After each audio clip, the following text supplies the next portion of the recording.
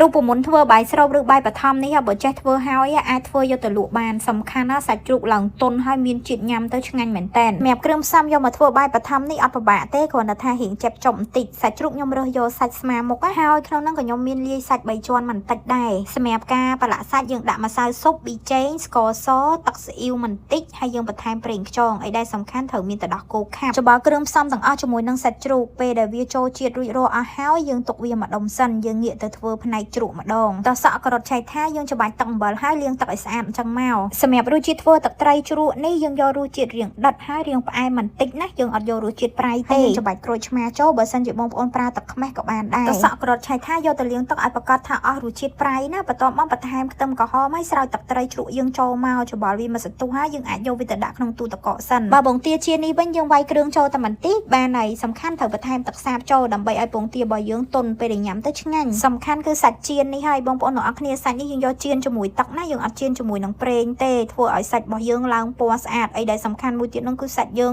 ទន់ឆ្ងាញ់មែនតើដែលចៀនសាច់ហើយអត់ទាន់យកទៅលាងទេណាយកវាមកឆាធ្វើទឹកខ្លាញ់សម្រាប់ស្រូបពីលើបាយនេះបងប្អូនទាំងអស់គ្នាសាច់ជ្រូករបស់យើងពេលដែលចៀនហើយឡើងទន់ហើយមានជាតិឆ្ងាញ់មែនតើហាន់ពងទាហាន់អីអញ្ចឹងមកហើយយើងរៀបចំវាដាក់ចានមកបាយស្រូបមួយចាននេះធ្វើហើយញ៉ាំឆ្ងាញ់មែនតើសំខាន់ណាបងប្អូនទាំងអស់គ្នាចៀនសាច់តាមខ្ញុំមកហើយបាយស្រូបខ្ញុំថ្ងៃនេះមានតាំងពីពងខមានតាំងពីពងគ្រួចនិយាយពីថាសពមុខហ្មងញ៉ាំទៅអូជាតិខ្លាំងមែនតើម៉នុយថ្ងៃនេះពេញចិត្តកូនពៅមែនតើព្រោះដោយសារកូនពៅចូលចិត្តញ៉ាំខ្លាំងហ្មងបាយស្រូបមួយមុខនេះ